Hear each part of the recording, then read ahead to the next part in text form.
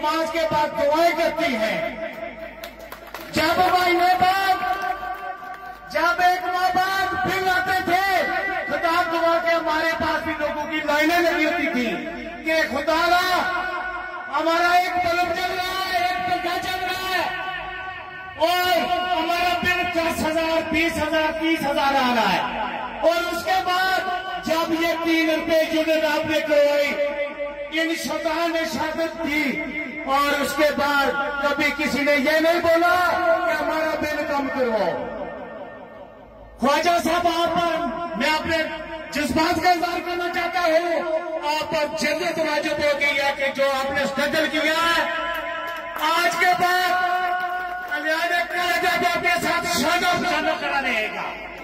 आप जहां बनाएंगे आप भी शैतान की तरह कुर्बानी देने के लिए तैयार हैं।